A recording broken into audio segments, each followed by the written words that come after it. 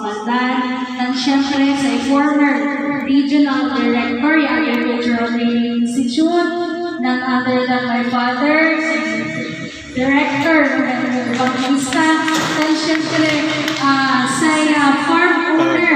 Kasi kasuso dahilan kung bakit nandito po tayo ngayon at nagdidiwang ngayong hapon si Sir Conrad Soriano. Palakpakan po natin sila.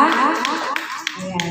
So, as you all know, my father has been in the service, has served Agricultural Training Institute for 42 years. So imagine, 42 years po. Ako, 28 years old lamang.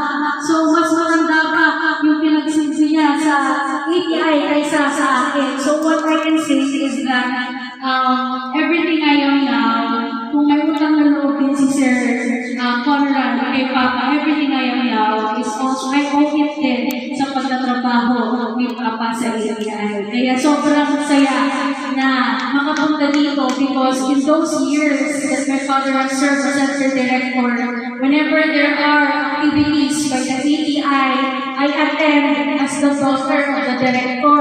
Kaya may Christmas party, sasayaw nga tayo doon. Kapag meron pa silang ibang event, andoon tayo as the daughter. Pero ibang-iba pa na yung pakiramdam if you are invited now as a guest and as the newly elected councilor of the municipality of Mangaldan. And thank you so much po, Sir Conrad, and to the whole Cocoa Federico for inviting me to this event.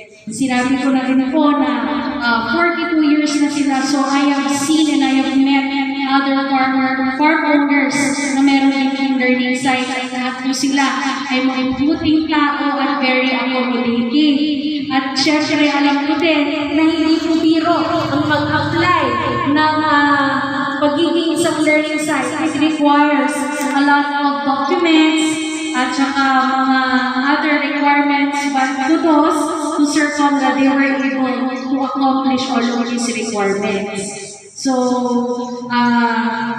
bakit nga ba nag-apply ng learning site sa isang farm? Siyempre, it is, we would also like to extend our gratitude kasi they want to give back to our community, which is sa Mangaldan. Siyempre, sa pag-house-to-house campaign natin, I was able to learn that there are around more than 2,000 farmers here in our municipality. And largely, if you are going to know that the land area of Mangaldan, marami pa rin po susceptible for agricultural practices.